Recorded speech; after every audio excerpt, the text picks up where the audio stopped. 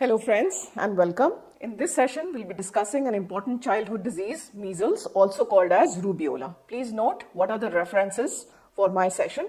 Javed's Medical Microbiology, 27th edition, Harrison's Principles of Internal Medicine, 19th edition, and Anant Narayan Panikar's Textbook of Microbiology, 10th edition. So we start with the family to which measles virus belongs, Paramyxoviridae. These are enveloped, helical, single-stranded RNA viruses having an unsegmented RNA genome. The following important 6 genera belong to paramyxoviruses: Genus-Morbillivirus, which contains mumps and parainfluenza; genus Respirovirus, which contains parainfluenza 1 and 3; genus Pneumovirus, which contains the respiratory syncytial virus; genus Morbillivirus containing measles; metapneumovirus containing the human metapneumovirus; and genus Henipavirus. This is one of the recent genera added onto parainfluenza viruses. This contains the Hendra virus and Nipah viruses, and these are the only ones which are zoonotic, meaning they have an animal reservoir. Now, genus Morbillivirus, to which the measles virus belongs, is a 120 to 250 nanometer roughly spherical virus which is enveloped, having a helical nucleocapsid. Notice the other members of the same genus are canine distemper virus and rinderpest virus. So canine distemper virus causing disease in dogs and rinderpest virus causing disease in cattle. So measles is closely related to both these viruses. Now this measles virus contains, because it is envelope, it has the H and N glycoproteins which are embedded in its envelope. Now this H, also called as the heme agglutinin glycoprotein, responsible for binding to the receptor on the host cell, and this H protein, unlike some paramyxoviruses, does not have neuraminidase activity. Now heme agglutinin spike, why is it called as heme agglutinin? Because when it binds to mucoprotein receptors on the RBCs, it causes agglutination of RBCs. Now what RBCs does it agglutinate? It agglutinates monkey RBCs only. And because it does not have the neuraminidase activity, this agglutination is not reversible, because generally when neuraminidase activity is present, it leads to destruction of the receptors on the host cell, and hence it leads to reversal of agglutination. So which means no reversal of agglutination or elution is seen in case of measles virus. There is only one serotype of measles virus. Now, just want to mention about the F glycoprotein, which is responsible for, it is also called as the fusion glycoprotein, and this is responsible for the entry of the virus into the host cell, because it brings about the fusion of the viral envelope with the host cell membrane. This F glycoprotein is also responsible for syncytium formation, and it is also having hemolysin activity. Now, measles, an acute, highly infectious disease characterized by fever, respiratory symptoms, and maculopapular rash. But why is it so important is because it has serious complications associated with it. Measles is endemic throughout the world, and epidemics occur every 2 to 3 years. Season when these epidemics occur are winter and early spring. Secondary attack rates in different books have been mentioned as 80 to 90%. So let us take it as more than 80% secondary attack rates. And most common age group that is affected is 6 months to 3 years. Humans are the sole reservoir. Most of paramyxoviruses are strictly human pathogens, except the ones that I mentioned earlier. They have animal reservoir. These were Hendra virus and the Nipah virus. Mode of infection of measles is respiratory secretions of a case over short distances or in direct contact with infected secretions. Once the virus is able to infect the respiratory mucosa, it multiplies in these mucosal cells, then spreads to regional lymph nodes where further replication occurs. Then it is followed by the primary viremia. Then it infects the reticuloendothelial cells, replicates further. This is followed by a secondary viremia, and this is associated with dissemination of the virus throughout the body. So remember, measles is associated with viremia, unlike many paramyxoviruses where the infection is restricted only to the respiratory epithelium.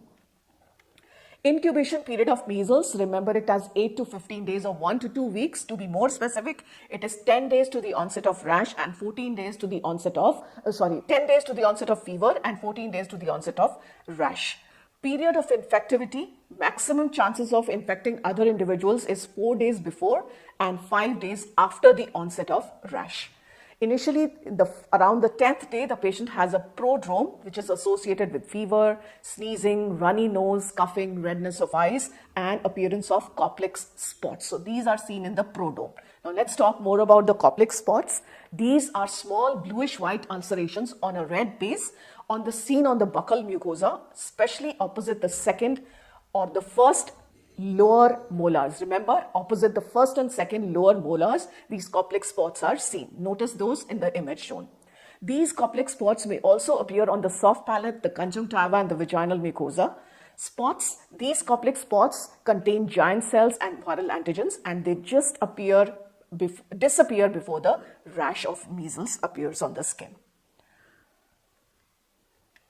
The rash appears around the day 14 after infection as antibodies start to appear and the viremia disappears. This rash is a pink, discrete rash that first appears behind the ears, then spreads to the forehead, then spreads on the rest of the face, and progressively it spreads to the chest, the trunk, and the limbs. Fine. So remember the site where it starts behind the ears, then comes onto the forehead, and lots of areas of confluent rash are seen on the body. This rash disappears in the same order as it appeared, and the disappearance is starting around the 3rd to 4th day after onset. The rash resolves with desquamation often. This rash may be absent in patients who have impaired cell-mediated immunity like AIDS or leukemia. Diagnosis of measles is done by collecting respiratory specimens, nasopharyngeal and conjunctival swabs, blood, and urine. Now we can prepare Giemsa-stained smears of respiratory secretions and demonstrate giant cells. Then we can isolate the virus by cell culture. So we can use lots of cell lines, and we can then detect the viral antigens by immunofluorescence around the 1st to 2nd day after inoculation. And characteristic cytopathic effect which is seen in most paramyxoviruses is syncytium formation. We can also detect the growth of the virus by putting onto the cell line monkey RBCs, which will get heme adsorbed onto these cell line. This would be seen only around the 10th day of inoculation. Fine. So remember, cell line culture can be detected either by immunofluorescence or by cytopathic effect or by heme adsorption of monkey RBCs. Most sensitive and specific would be detecting the viral RNA by RT-PCR. Serology is the most common method used for diagnosis. We can detect measles virus specific IgM RBCs in a single specimen of this patient's serum that will diagnose acute infection. Or we can demonstrate a 4-fold or a greater increase in measles virus specific IgG antibody between paired sera. So acute serum we will collect around the 7th day after rash onset, and convalescent serum we will collect around the 10th to 14th day after we've collected the acute serum. So demonstrate a 4-fold rise of IgG antibodies. Now these serological tests which we can use are neutralization tests, which are more sensitive and specific, but since they are more laborious and expensive, instead of neutralization tests, what are more often used are ELISAs.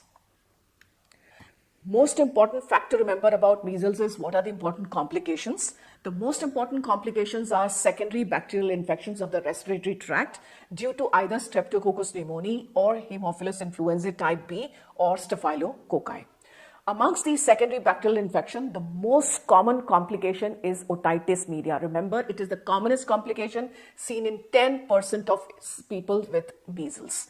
Incidence is 1 in 10. Acute laryngotracheobronchitis or croup is another secondary bacterial infection, and finally pneumonias. That's the most common life-threatening complication, and 90% of measles-related death occur due to this pneumonia due to secondary bacterial infections. Incidence of this pneumonia is 1 in 20. Next important complication of measles is seen in immunodeficient or malnourished children. This pneumonia is called as giant cell or Hecht's pneumonia. This is a progressive pneumonitis caused by the measles virus itself. Diarrhea, the incidence is 8% and it can be life-threatening in infants. Conjunctivitis is seen very often, and sometimes it is also associated with keratitis, and it has been observed that vitamin A deficiency predisposes to these ocular complications. Measles tends to lead to a decline in CD4 lymphocytes, leading to a depressed immune response, and this can lead to worsening of tuberculosis. It can lead to suppression of the allergic skin test and the Montu's test, which may be often negative. Myocarditis and pericarditis can also occur, and measles in pregnancy may precipitate labor, leading to abortions of premature delivery. Moving on to CNS complications, which are rare but serious. Amongst them, one is post-measles encephalomyelitis, with the incidence of which is 1 in 1,000. This is it's an autoimmune disorder due to myelin basic protein triggered by the measles virus infection. It occurs around 2 weeks of onset of rash, and it is associated with fever, seizures, and neurological abnormalities. It is mainly seen in when measles occurs in older children and adults. Remember a very important fact, that post-measles encephalomyelitis is seen in older children and adult measles. Mortality of this encephalomyelitis is 10 to 20%, and it is especially important to remember there is absence of measles virus in the brain. It's an autoimmune disorder. Another CNS complication is measles inclusion body encephalitis, in short called as MIBE. This is seen in individuals with defective cellular immunity. It's a rare but fatal complication. It is due to persistent measles virus infection in these individuals, like HIV or in leukemic patients. It typically occurs months after infection. Third CNS complication is SSP or subacute sclerosing panencephalitis. It is the rarest type of CNS complication, and it is caused due to a persistent infection due to a defective or a mutant measles virus, which leads to demyelination. Incidence is, in different books, it is given as, so I've just given the range 1 in 10,000 to 1 in 1 lakh. That's the incidence. This panencephalitis begins 5 to 15 years after the infection, and it is a slowly progressive disease characterized by seizures, involuntary movement like myoclonic jerks, and progressive mental deterioration. And death is confirmed in the next 1 to 3 years of onset. Remember, SSP is a complication which is seen in persons who are infected with measles virus at a young age, that is less than 2 years of age. And it is characterized by high titers of measles antibody in the CSF as well as serum. So SSP, very important complication, very important question that is asked in our NEET exams. And remember, its incidence begins 5 to 15 years after infection, more often seen when measles occur early in life. No specific antiviral therapy for measles has been found yet. So treatment is general supportive measures like antipyretics and maintaining the hydration. In case of development of any complications, we should start prompt antibiotic therapy. It has been observed that vitamin A markedly reduces the rates of morbidity and mortality due to measles. Hence, WHO recommends that we should give once daily doses of 2 lakh international units of vitamin A for 2 consecutive days to all children with measles who are more than 12 months of age. And lower dose are recommended for younger children. So if it's a 6 to 12 months old child, we will give 1 lakh units. If it's less than 6 months old child with measles, we will give 50,000 units, 2 doses. Prophylaxis of measles is given in 2 forms. One is passive immunization, that is, we are giving preformed intramuscular immunoglobulins within 3 to 6 days of exposure to a patient of measles. Fine, so this is going to either prevent the measles disease or it is going to modify the measles. This passive immunization is recommended for susceptible household contacts or nosocomial contacts, people who are at risk of developing severe measles. These individuals include children less than 1 year of age, immunocompromised like HIV infected, who though have been previously immunized with live attenuated measles vaccine, yet it is recommended that we give them passive immunization following accidental exposure. In addition, pregnant women are also at risk of developing severe disease, hence it is also recommended for them. So that is passive immunization with immunoglobulins. Coming to what is modified measles, this occurs in individuals who have received serum immunoglobulins after exposure to the measles virus. In this, the patient comes with milder symptoms and signs, and incubation period may be as long as 21 days.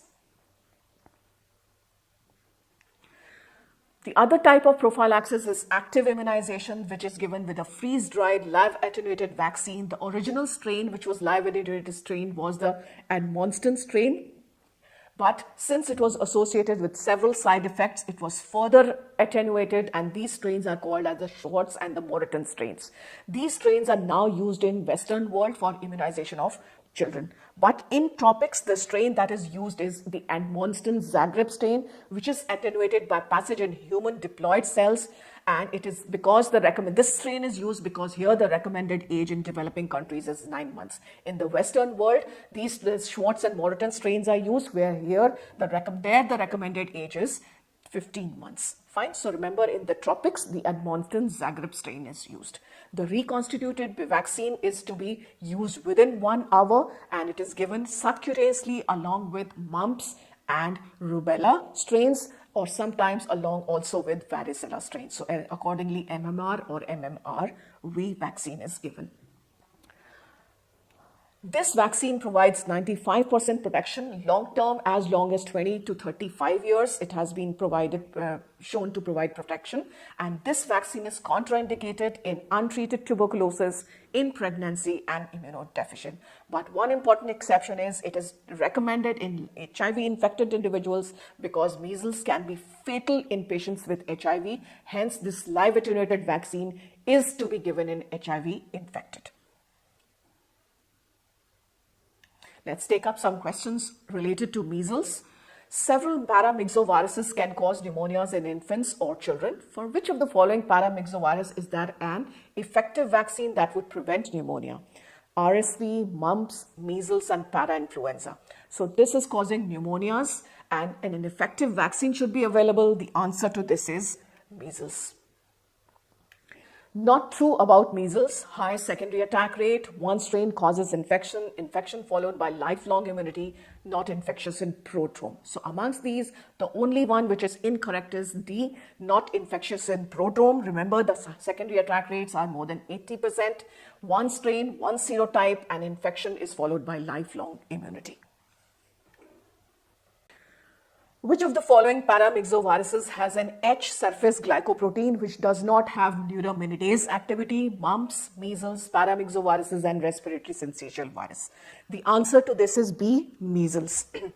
Mumps and paramyxoviruses have the H and N spike, that is hemagglutinin and neuraminidase spike, which is embedded in the envelope. The respiratory syncytial virus does not have the H spike at all. Instead of the H spike, for binding to the host cell, it has the G protein. We'll talk more about RSV in a subsequent lecture.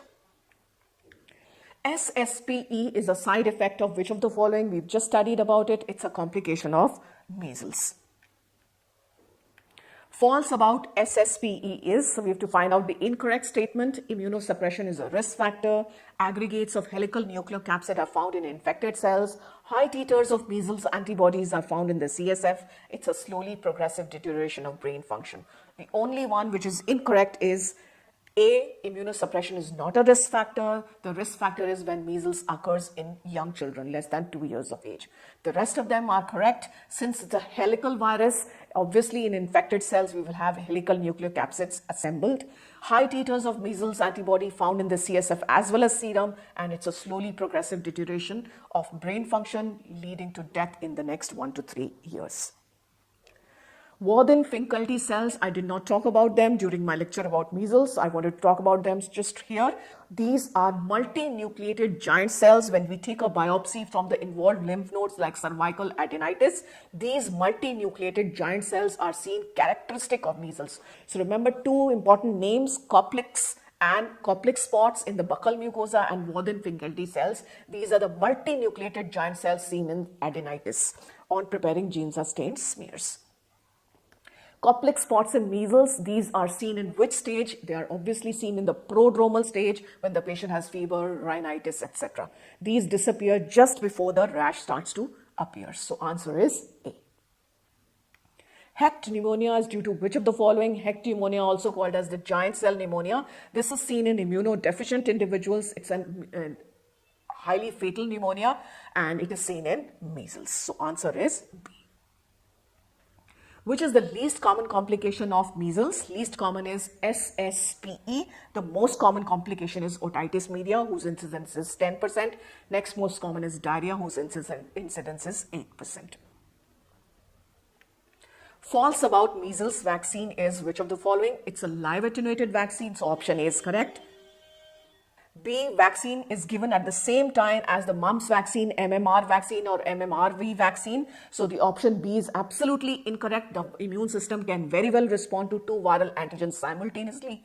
The virus in the vaccine contains one serotype. That's true. The vaccine should not be given before 9 months of age because maternal antibodies can prevent immune response. This is also correct. So in this question, only option B is the wrong statement.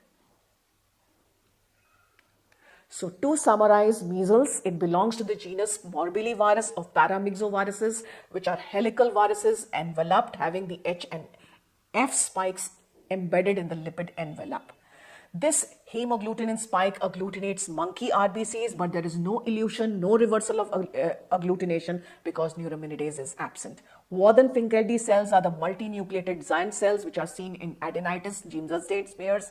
Koplik spots are the ulcerations, bluish-white ulcerations in the buccal mucosa. The most common complication is otitis media. Heck pneumonia is seen in immunodeficient. SSP is the least common complication. It's a subacute sclerosing panencephalitis associated with progressive mental deterioration. And of course, last but not the least, what is the vaccine strain used in India? It is the Edmonston Zagreb strain. This vaccine is to be given around 9 months of age. Just a brief word on zoonotic paramyxoviruses, which belong to the same family. These we learned belong to the genus Henipa virus. These are recently described viruses, Hendra virus and Nipah virus. Both these viruses are biosafety level 4 pathogens like smallpox virus, Ebola, Marburg, etc. have to be handled in special laboratories taking special precautions because they are highly associated with high rates of infection of the person handling these specimens.